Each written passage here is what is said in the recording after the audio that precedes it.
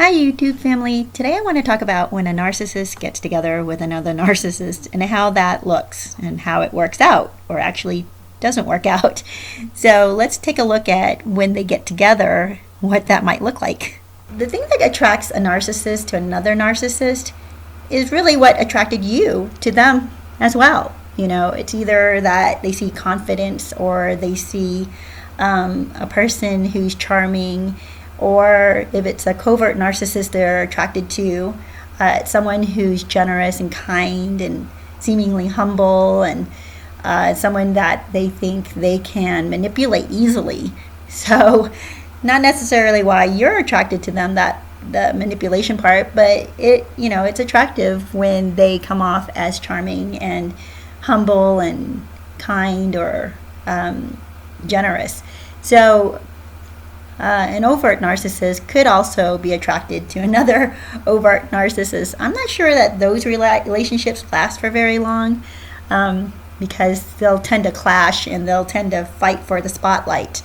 Whereas a covert and an overt narcissist might be able to stay together a little bit longer, because the covert narcissist comes off like the meeker of the two, whereas the overt narcissist will be able to be the overbearing, controlling, obvious, aggressor in the relationship. And the covert narcissist will become the coy and humble and the victim, if you will, in the relationship. But at some point, they're going to call each other out. That's the thing. At some point, they're going to get irritated and mad at each other for pulling the same ploys with one another.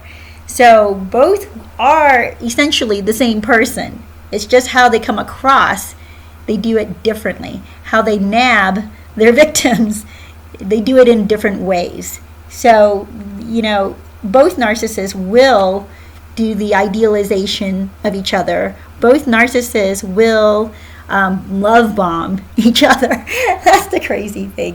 Both narcissists will then start to devalue each other and nitpick, or not even nitpick. They might just completely come out and blatantly say what they don't like about the other person and make it a huge deal, as if their value comes from their appearance, or their value comes from how they speak or portray themselves to other people, and they're very concerned about how their partner portrays themselves to the other people, because they're not going to have a disheveled, kind of unkempt looking person to be their significant other. They're not going to have a partner that's going to embarrass them in public. So they're going to be very nitpicky about that.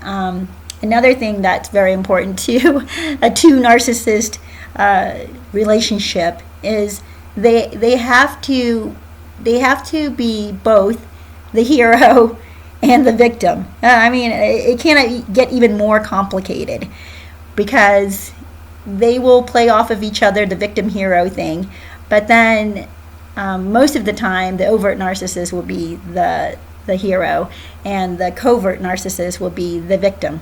And even outside people will see it this way, and they'll be fooled into thinking that the covert narcissist is being manipulated by the overt narcissist, which of course they probably are, but the covert narcissist is also doing their own manipulation within the relationship.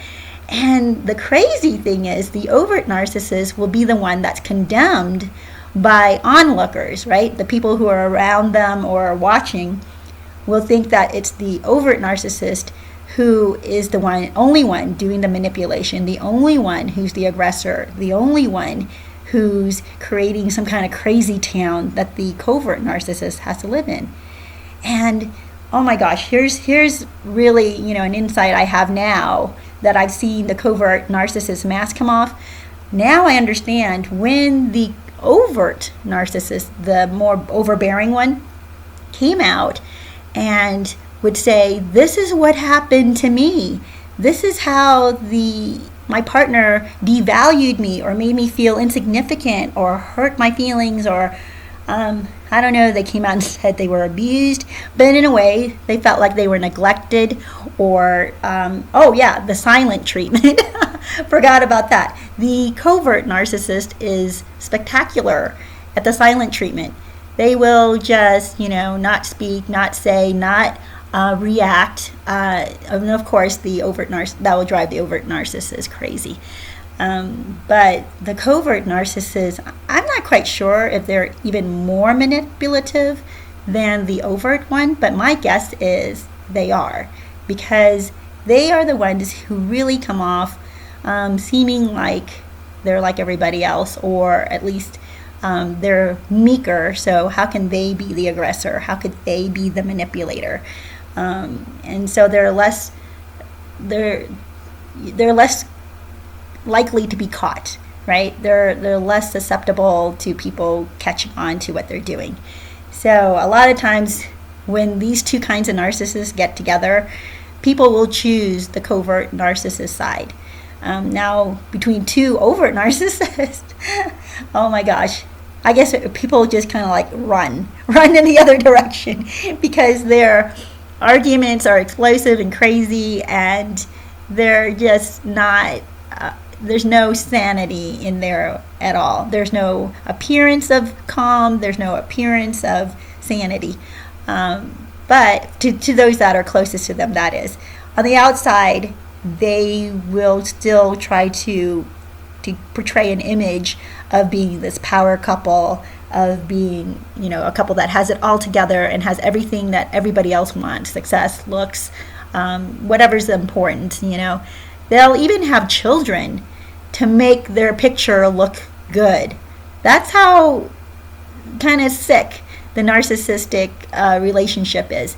They will, if it looks good to have kids, they will have kids, so that they will gain the trust of other people. Hey, look, I'm a parent, I'm responsible, so at least it looks that way on the outside, and people will say, well, you can trust this. This is a family man, this is a family woman, she's a mother. Of course we're going to trust these people. So you got to be careful of that too. They will have children to feed their need for supply, because children also will idolize them, because children, they follow who the adults are in their life. They think the adult is God, is the person who's the end all be all. Dad is perfect, mom is perfect, and the narcissists eat that all up. They love being in control of that, until of course the child gets older and becomes their own person and realizes they've been living in Crazytown, and they don't want any part of that anymore, and they stand up to the narcissist. And anyway, that gets a little crazy too, and I might cover that in another video sometime.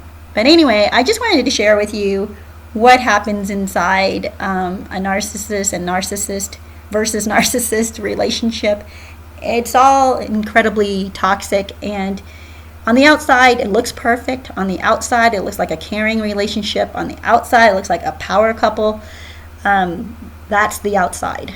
Please do not feel that you are any less because one of them discarded you to be a part of this twosome. One of them discarded you and made you feel like you're not enough because now suddenly they found someone sexier, someone more attractive, someone more successful, someone, whatever it is, has more talent than you, someone more exciting. Do not allow them to label you with whatever meaning, low meaning label that they try to put on you. You walk away from that, and you don't deserve that. And that if they walked away with another narcissist and it looks like incredible fireworks are going off. Now, remember that fireworks are explosions. They're only beautiful in the sky. They're not beautiful if it explodes on the ground. You can get hurt. You can become injured if you're anywhere close to that explosion. From afar, fireworks look incredibly exciting and beautiful. But close up, you and everybody around it will be consumed and destroyed.